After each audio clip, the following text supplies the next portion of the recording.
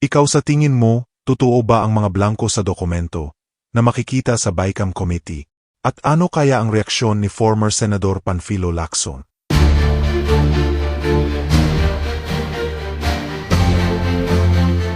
Nakita ko mismo kasi napadala na ko ng kopya. And at least 14 senators ang nakapirma doon sa BICAM report na may mga blanco.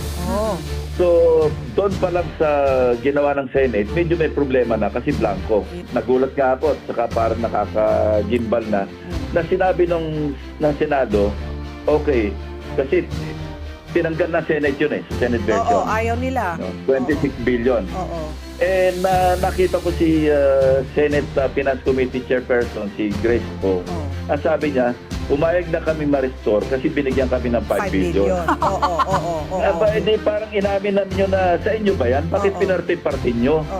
Sinasabi nyo, mag-i-implement yan, DSWD. Bakit sinasabi mo ngayon na pinarte-parte nyo, 5 billion sa Senator, at pag kinuwenta, bilis sa mga netizens natin, kinuwenta kagad nila na yung 5 billion, divided by 23 kasi wala na si 23 lang Sani sila ngayon. Angara. Mahigit 200 billion na bawat isa Correct. Bakit nila sinabing pumayag na kaming ma-restore kasi binigyan kami ng 5 billion? Correct. Hindi. Napakapangit pakinggan. Naitriga kami doon sa post mo sa X at nais naming mapaliwanagan dahil hindi namin alam yung paano ba yung from the National Expenditure Program coming from the executive galing sa palasyo, dadalhin sa Kongreso, debate sa mababang kapulungan, mataas ng kapulungan, hanggang dumating sa BICAM. Pag-usapan natin yung paano yung naintriga kami ni Patty. Sabi namin, bakit yung BICAM report na yan na linalabas, yung I think about 10 pages, na may mga items na blanco yung amount. Pero pirmado, how can it be possible to affix your signature on pages na blanco yung alokasyon kung magkano? Yun ang unang-unang anomalya o controversy. Kasi pag pumirma ka ng BICAM report, kasi alam niyo yung BICAM report, subject to ratification, hindi pa final document yun. Correct. Although, pagdating sa plenary ng both houses at ira-ratify, hindi pwedeng amyendahan na yung BICAM report. It is only subject to rejection or ratification. Hindi nangyayari yung eto na yung BICAM report, magkakaroon pa ng debate pa sa, of course, pwede mangyari yun, bago mag-ratify, pwede may tumayo at mag-question.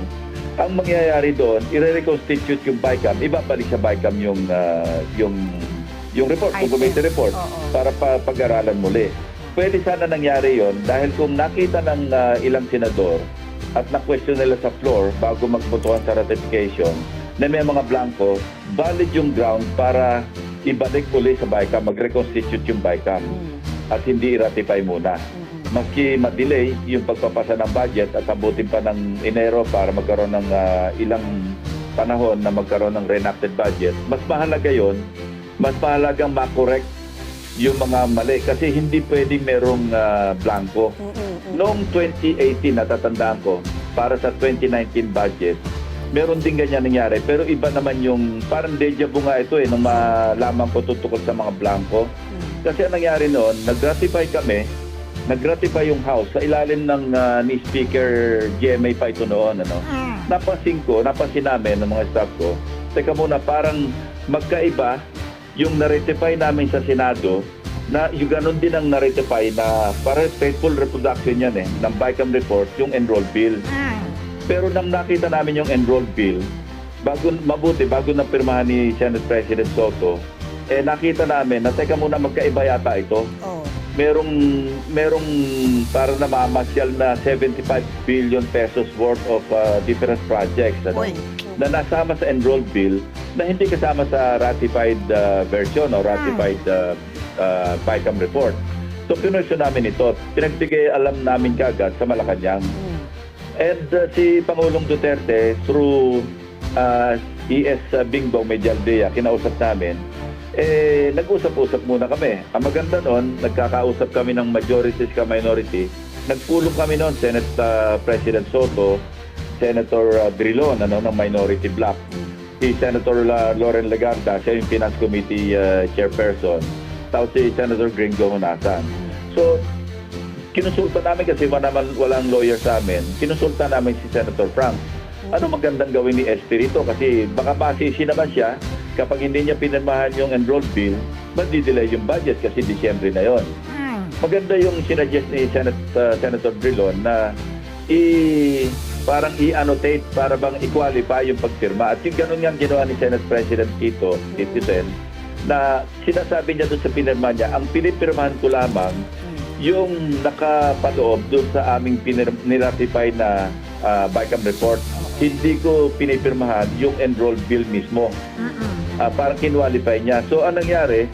Masusing tiningnan uli ng Malacanang noon at nakakita pa sila ng additional pa mga 20 billion. Wow. So yun ang pinakamalaking dito message na ginawa ng Pangulo na umabot ng 95.3 billion pesos.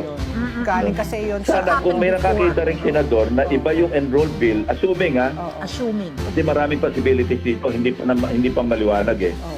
Yung bang mga blanco, sino nag-fill in the blanks? Correct.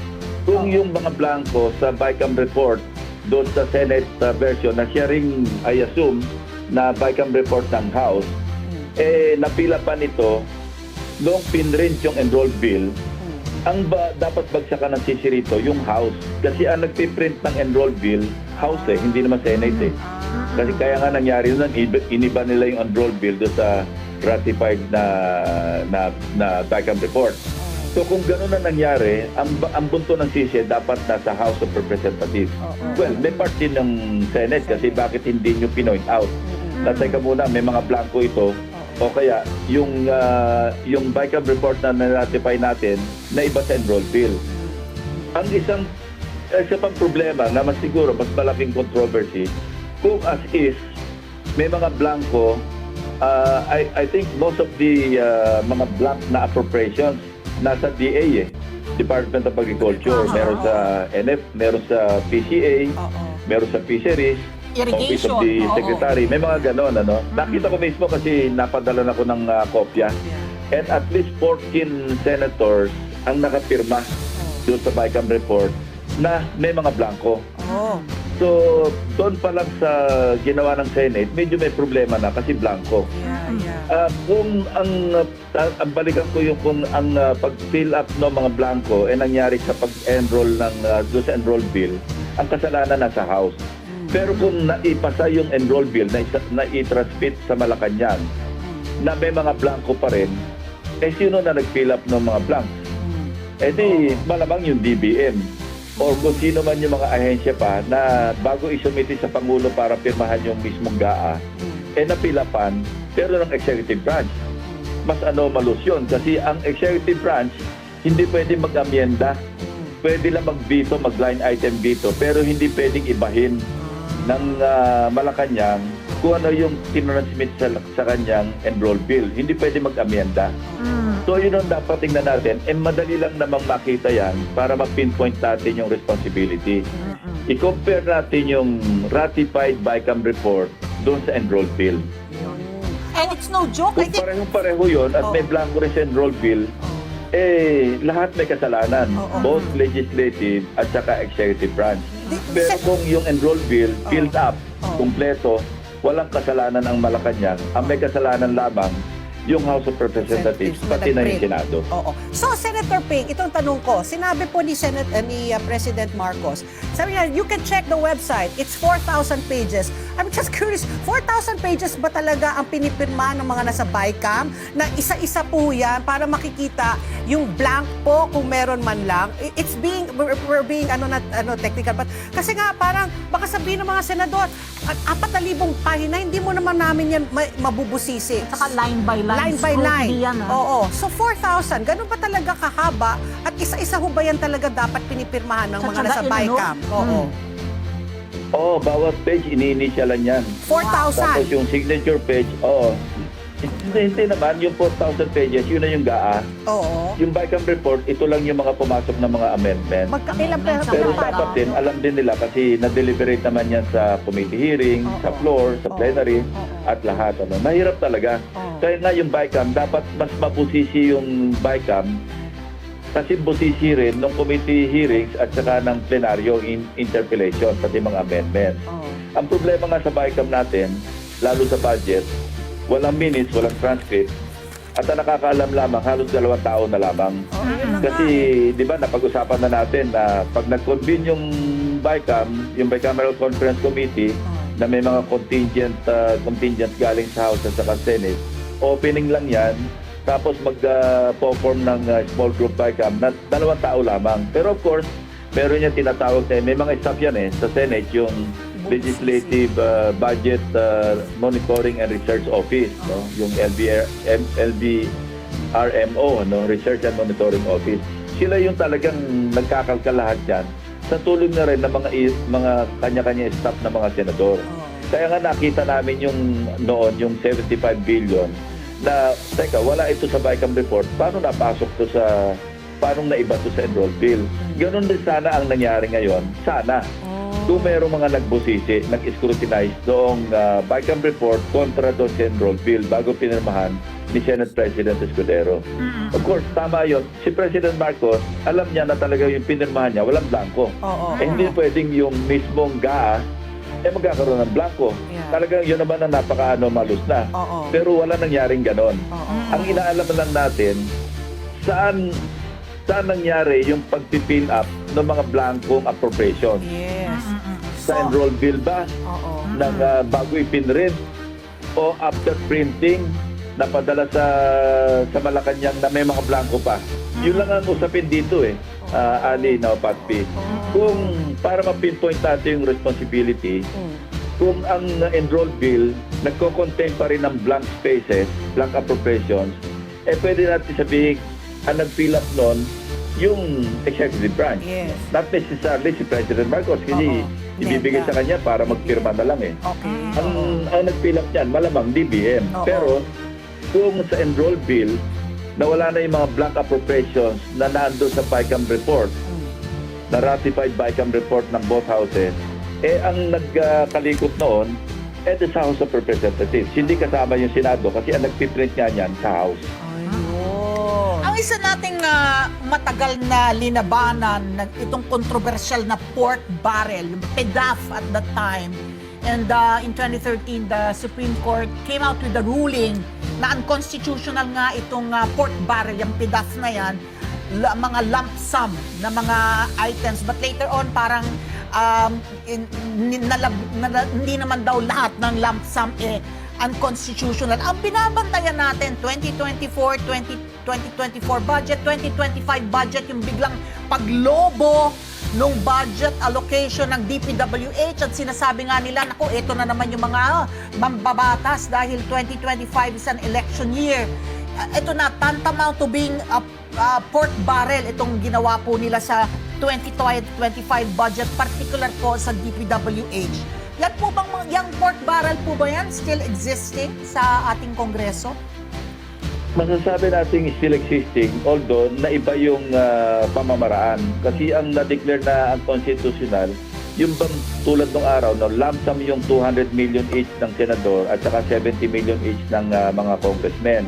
Na kung saan hindi pa identified yung mga items, kung saan ipopondo yung kanilang, kasi lump sum nga post-enactment, saka palang ituturo yung proyekto. Magtuturo yung congressman saka senador, ito yung proyekto na gagawin. Ang sinabi ng Korte Suprema, at yun ang pinapractice na, dapat naka-itemize na. Hindi po pwedeng saka palang ituturo pagkapasa na mag-aa. Post-enactment. So, ang totoo yung sinabi mo kanina rin na yung hindi lahat walang lump sum. Kasi pagdating halimbawa sa calamidad, yung sa disaster, yung mga pondo para sa calamity, mga calamity fund, hindi mo pwedeng i-itemize ko kasi hindi pa natin nalalaman kung ano yung mga calamity darating. Hindi naman mapipredict. Nang 1 year after, magkakaroon ng earthquake dito, magkakaroon ng volcanic eruption dito. So talagang lump sum yun.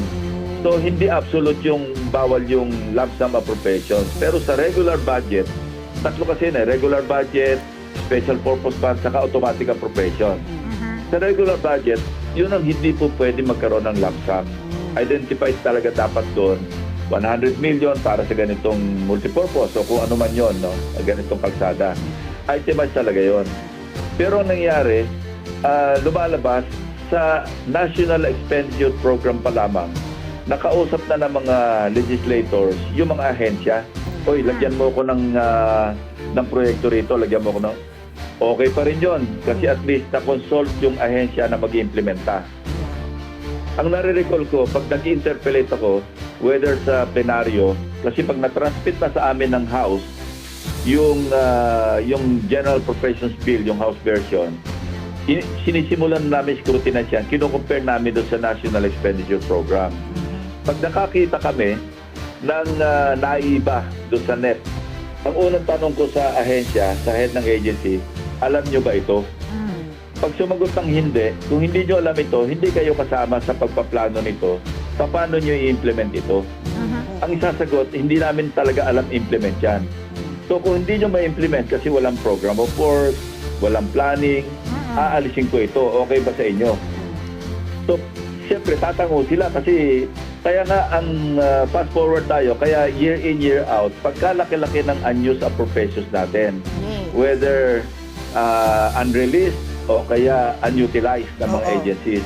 Ang reason doon, kasi nga, pagdating sa Congress, nag-i-insert yung mga tinatawag na insertion. Yan. Nag-i-insert yung mga kongresista, nag-i-insert yung mga senador, nang hindi man lang kumukonsulta o hindi nire-request ng mga ahensya.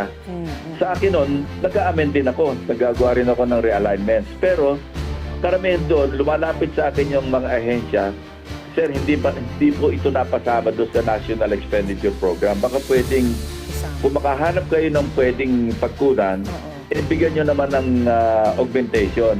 Yun talagang ginagawa ko. Pinag-aaralan namin ng staff ko. Kapag nasa matwid, may katwiran, talagang nagre-realign din ako. Pero ang tawag ko doon, institutional realignment o kaya amendment. Okay. Pero yung iba, whimsically, capriciously, on their own, kasi nga, sarili nila ang proyekto. Gusto ko magpagawa ng multipurpose building. Yun. Gusto ko magpagawa ng kalsada. Yun. Wala nang konsultasyon man lang sa ahensya. So, paano i-implement ng agency? Hindi naman mag-i-implement doon yung congressman eh. Bawal yun. Kasi ang nag-i-implement lang is executive branch eh. Kasi kami, legislation lang kami. Pero tumutulong kami kasi that's the principle behind the separation of powers, yung checks and balances, di ba? Na okay, may National Expenditure Program, pero ma-check ng legislature yan dahil pwede namin ibahin yung sinabit na National Expenditure Program ng Executive Branch. So, ang nangyayari, gano'ng kanya-kanyang insertion na walang consultation, hindi naman nire-request ng mga ahensya. So, hindi nagagamit. So, natatandaan ko nung panahon namin, or even before that, ang average na unused appropriations ng mga ahensya ng executive branch, yung mga nagdapat ng implement, nasa mga 400 billion a year. Laki. Isipin nyo 400 billion a year dahil na ginalaw nga ng mga legislators, hindi tuloy ma-implement, hindi nagagamit. So, sayang, di ba? Dapat nagamit sa infrastructure development, sana nagamit sa livelihood. Hindi tuloy nagagamit, nagiging unused. So, dapat talaga iayos yung budget process na kung saan okay lang mag-amend, okay lang mag-insert, okay lang mag-realign. Pero dapat magkonsulta man lang doon sa ahensya. Ito ba kaya nyo implement? Ito ba doable ba ito? Ang nangyayari, capricious masyado yung mga ibang dating kasamahan ko sa Kongreso, sa Senate, na sila na lang nakakaalam kung ano nga, ang tawag ko nga doon, either contractor-driven or supplier-driven. Hindi na yung need-driven at saka yung priority-driven. Dapat, ang pag-a-amend namin based on the needs and priorities ng, sabi natin, local government unit o kung sino man yung ahensya na mag-implementa. Pero hindi. Supplier-driven. Kung ano yung gusto ng contractor, kung ano yung gusto ng supplier, kasi may mga stock sila, yun ang nilalagay ng mga ibang legislators. Dahil ka available na eh. Kasi malulugi yung supplier contractor kasi meron sila sa stock inventory nila na hindi nila magamit. So, wala namang katuturan yon. Para lang kumita yung contractor. Pagkatapos, doon na nga lumalabas yung may commission na 20%, 30%, 40%. Yun. Yun ang problema natin. Hard truth. Senator Ping, aside from that nga, no, yung sinasabing pork barrel na parang may nagsabi nga sa akin kaya nga yung pork barrel ngayon, lahat talaga pinupuan na lang sa DPWH kasi yun ang mabilis eh, yun ang nakikita. Ako aside from that, another glaring and to me is really parang wala nang justification. Yung ayuda rin po, yung pagbibigay po ng pera po, sa lahat na lang po, bibigyan. Pati hindi na nasalaylayan, yung near poor, Yun rin ho ba? Akap. Akap. AIX.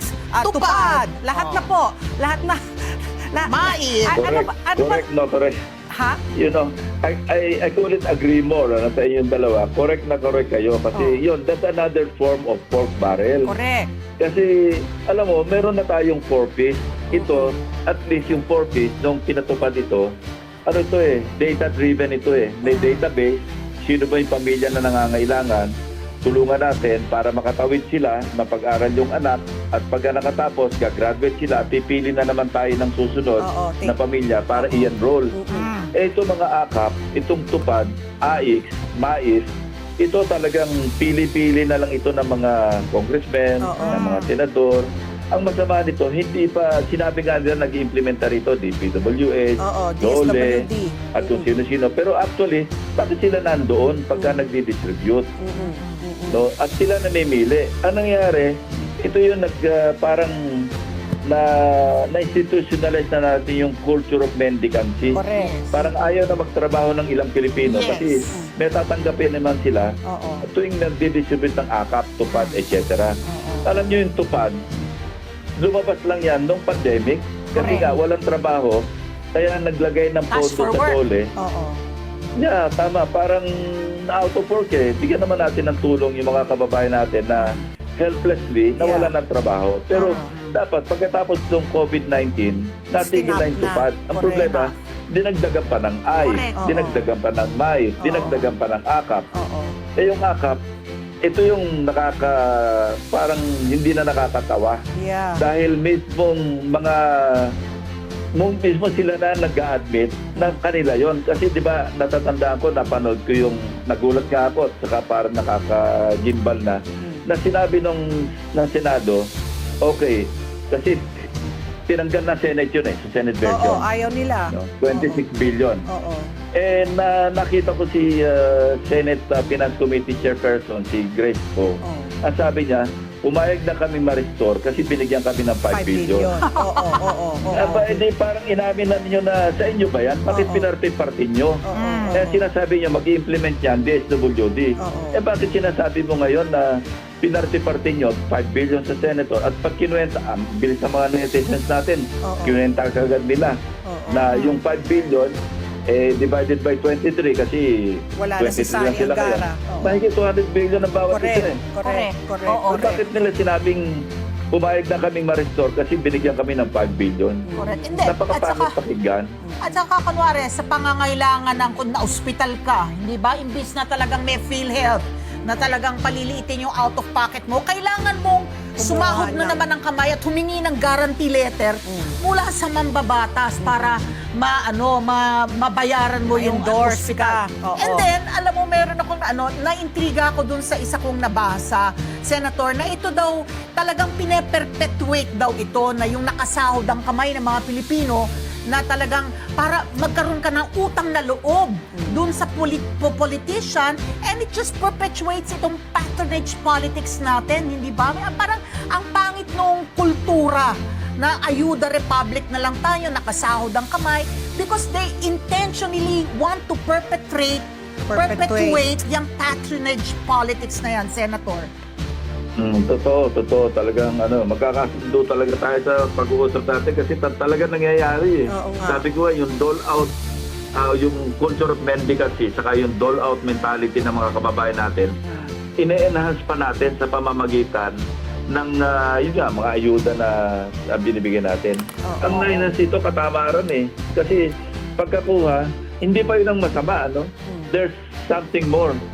Kasi nakakausap namin yung mga ibang mayors kasi minsan kasama sila pagka nagdi-distribute. Ang pinipirmahan, halimbawa nagbigay ng 5,000, ang pinipirmahan 3,000. Nako, may pa, pero actually, may cut pa, may ang commission pinipirmahan pa. 5,000 pero actually natatanggap 3,000. Kinupitan So saan ngayon napunta yung 2,000? Nako, doon kaya sa naglagay sa kanila sa listahan. Ilang 2,000 yun? Nako. Mabuti ko 10 2,000 lang yun, 20,000 lang yun. Pero kung libo-libong 2,000, mantakin nyo kung gaano kalaki nawawala at nasasayang. Kasi yan, talaga actual. Nung isang mga 3 nights ago lang, may kausap ka ako. Sinasabi niya, yung kasambahay niya, nagpirma ng 3,000 pero actually 1,000 lang yung natanggap. Grabe. So, Senator Yung mga Ping, ganon. kailangan mo talagang bumalik. Talagang, ang dami mo kailangan talagang ayusin. And hopefully, next year po, no, yung, I mean, this year, 2025 po talaga, maayos na po natin. Kasi Budget. nakakaano yung, Pero alam ko, talaga, ayun ko lang yan. Dukungan controversies. ko lang yung thought mo na yan, Patty, na sa pagbabalik sa Senado, hopefully by Senator Ping Lacson. Yung gusto lang namin yung maparating sa inyo yung suggestion na i-live stream po itong bicameral conference committee hearings po because doon po nangyayari yung mga insertions. Himala! Na lang yung, ang mga Sa himala! Oo, himala at mga milagro. There's a proposal to live stream for more transparency. I-live Alam mo, stream po yung... isang malaking frustration yan kasi dalawang resolution na yung na-file ko dyan na gawing transparent yung bicameral conference ng both houses pagdating sa budget. Na kailangan mayroong mga, tulad ng interpellation namin sa floor, may mga tao sa gallery, Oo. may mga advocacy groups, NGOs, CSOs na dyan nanonood. Hindi naman sila makikialam Oo. nanonood para yung conscious din yung mga bicameral conference committee members sa ginagawa nila at may minutes dapat, may transcript para ma-pinpoint natin sino ba yung nag-amyenda nito, sino ba yung nagpasok nito. Wala Kaya ano nga. talagang may maraming mali. Ang nakaka-disappoint talaga, collegial body naman yung Senado at saka yung Kongreso. Kongreso, correct. Ang isang senador is only good for one vote. Kung wala kang makuha doon sa 23 others na boto, nag-iisa ka doon, voice in the wilderness. Yun ang nakaka-frustrate actually pagdating sa ganyan mga bagay. Sige, Senator. Sa pagbabalik po ni Senator Ping Lacson, naasahan po namin kayo po yung magiging malakas na boses po para sa mga mamamayan. At Salamat po. nakikikoro kami sa inyo. Asahan mo yung mga malalakas na boses namin ni Pat P.